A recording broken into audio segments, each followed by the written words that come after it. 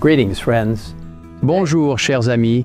Alors que nous poursuivons notre voyage à travers la tragédie des siècles, nous examinerons les fondements menant à ce qui est connu sous le nom de la marque de la bête. Ce sujet intrigue de nombreuses personnes. Alors que nous plongeons dans cette étude, il est très important de garder à l'esprit que le livre de l'Apocalypse est riche en symboles et la Bible elle-même interprète ces symboles. Dans notre vidéo de la semaine dernière, nous avons découvert qu'il y a deux êtres prophétiques dans Apocalypse 13. L'un sort de la mer, l'autre, décrit comme une bête semblable à un agneau, sort de la terre. En Apocalypse 13, 11, nous lisons que la bête qui apparaît d'abord comme un agneau avec deux cornes parle comme un dragon.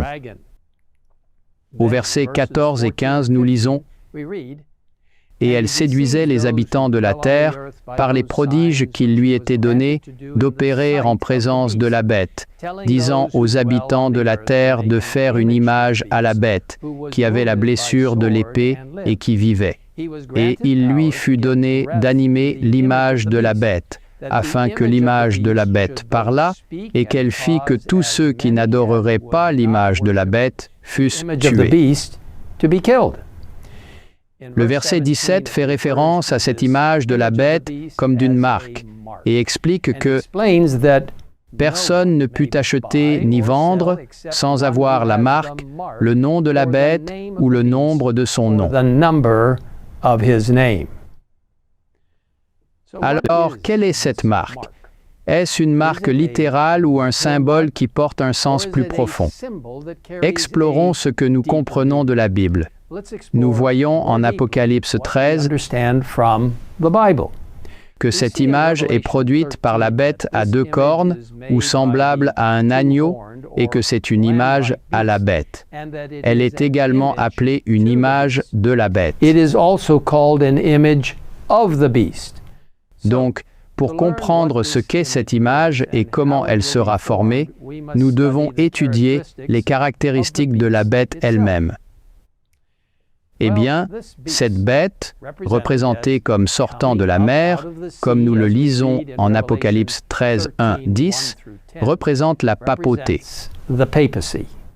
Nous avons également vu que la bête à deux cornes, ou semblable à un agneau décrite dans les versets 11, 18 du même chapitre, représente les États-Unis d'Amérique.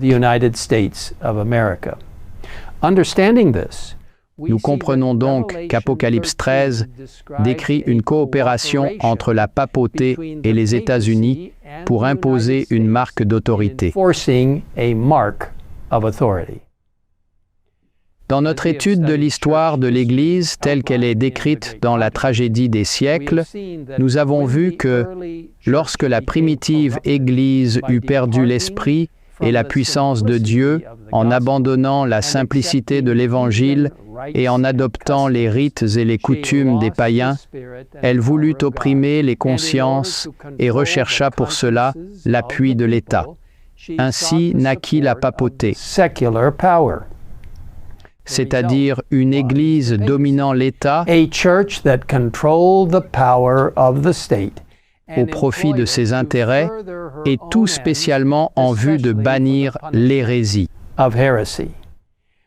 Nous avons vu comment ce pouvoir était exercé pendant 1260 ans en persécutant ceux qui choisissaient de suivre leur conscience plutôt que les dictats de l'Église romaine. Nous avons ensuite vu comment, comme cela a été prédit en Apocalypse 13, 3, ce pouvoir serait mortellement blessé, mais que la blessure mortelle serait guérie. Comme nous l'avons vu dans l'histoire, la première partie de cette prophétie s'est réalisée en 1798, lorsque le pape a été capturé et que le pouvoir de la papauté a été brisé pendant un certain temps. Cependant, la prophétie a également prédit que la blessure mortelle serait guérie. Tout comme la première partie de la prophétie s'est réalisée, nous savons avec certitude que la deuxième partie le sera également. Ne perdons pas de vue que c'est l'apostasie qui amena la primitive Église à rechercher l'appui du gouvernement et prépara la voie à la papauté. Nous lisons à propos de cette apostasie dans 2 Thessaloniciens 2:3. Que personne ne vous séduise d'aucune manière, car il faut que l'apostasie soit arrivée auparavant et qu'on ait vu paraître l'homme du péché, le fils de la perdition. Ainsi, l'apostasie dans l'Église préparera le chemin pour l'image de la bête. La Bible nous dit clairement qu'avant le retour de Jésus, il y aura à nouveau un grand déclin spirituel. Dans 2 Timothée 3, 1, 5, il est dit « Sache que, dans les derniers jours, il y aura des temps difficiles, car les hommes seront égoïstes, amis de l'argent, fanfarons, hautains, blasphémateurs, rebelles à leurs parents, ingrats, irréligieux, insensibles, déloyaux, calomniateurs, intempérants, cruels, ennemis des gens de bien, traîtres, emportés, enflés d'orgueil, aimant le plaisir plus que Dieu, ayant l'apparence de la piété, mais reniant ce qui en fait la force. Éloigne-toi de ces hommes-là. » Mes amis, les problèmes se multiplient tout autour de nous. Alors que le monde continue sa spirale descendante, les dirigeants politiques et religieux chercheront des moyens d'apporter de l'ordre et de la stabilité dans ce chaos. C'est ce scénario qui exercera une forte pression, amenant tout le monde à s'unir pour le prétendu bien commun. C'est alors que nous verrons le retour de la bête dont la blessure mortelle est guérie et l'application de sa marque.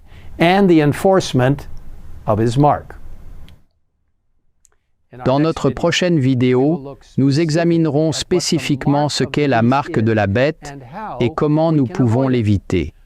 D'ici là, je vous encourage vivement à télécharger le livre « La tragédie des siècles grâce à l'URL » en bas de l'écran.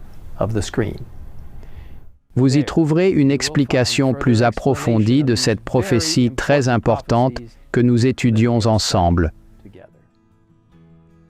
Que le Seigneur se rapproche de vous alors que nous continuons à examiner cette prophétie et découvrir ce que l'avenir nous réserve. Prions ensemble. Père Céleste, merci de nous avoir donné la révélation de Jésus-Christ. Dans le livre de l'Apocalypse, nous comprenons comment la prophétie se déroule pour nous aider à être préparés à ce qui nous attend. Merci aussi pour le livre de Daniel dans l'Ancien Testament. Ces 2 livres, Daniel et l'Apocalypse, se complètent pour nous aider à vraiment savoir à quoi nous attendre dans un avenir proche. Nous nous plaçons entièrement entre tes mains. Nous appuyons sur ta puissance pour nous guider à travers les événements futurs. Nous sommes tellement heureux que tu nous aies promis ta présence jusqu'à la fin des temps. Nous attendons avec impatience la venue prochaine de Jésus, que cela arrive plus tôt que jamais. Au nom de Jésus, Amen. Amen.